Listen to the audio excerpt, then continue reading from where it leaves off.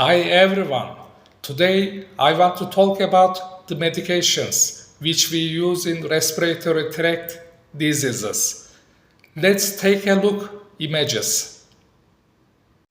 Now let's examine medications from simple to complex.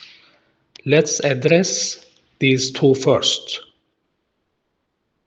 These medications called mucolytics are extremely useful. They soothe coughs and make it easier to expel phlegm. They are beneficial if you have even one of these symptoms: postnasal drip, nasal congestion, or a feeling of phlegm in your bronchi. Don't use these medications if you have none of these symptoms.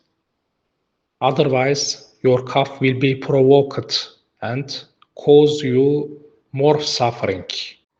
These are antibiotics. I cannot tell you which antibiotic is best or which antibiotic should be used in any situation. That would be complete nonsense. Don't start taking antibiotics on your own without a doctor's recommendation. Next, let's talk about medications containing theophylline.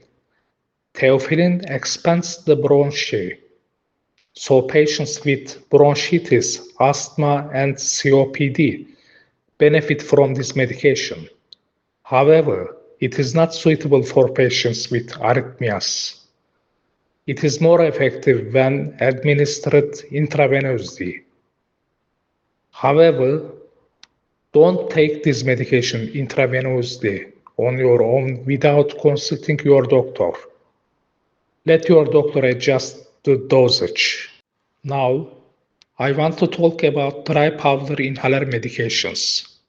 The capsule form, which is puncture-proof, is particularly beneficial. As you can see in the image, capsule form medications have better penetration into the bronchi and are therefore more effective.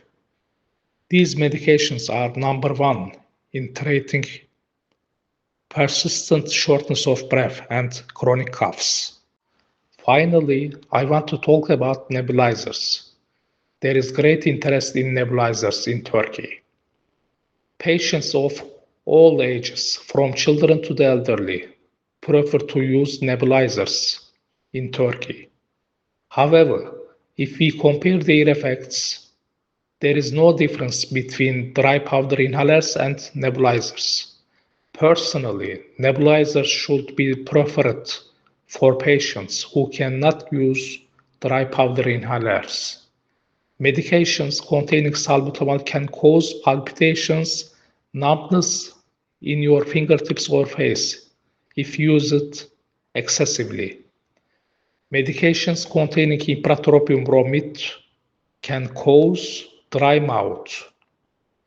Other nebulizers containing cortisone can cause hoarseness and fungal infection on the tongue, as referred to candidiasis. To minimize these effects, rinse your mouth with water and spit it out after using nebulizer medications. Actually, the same rule applies to dry powder inhalers as well.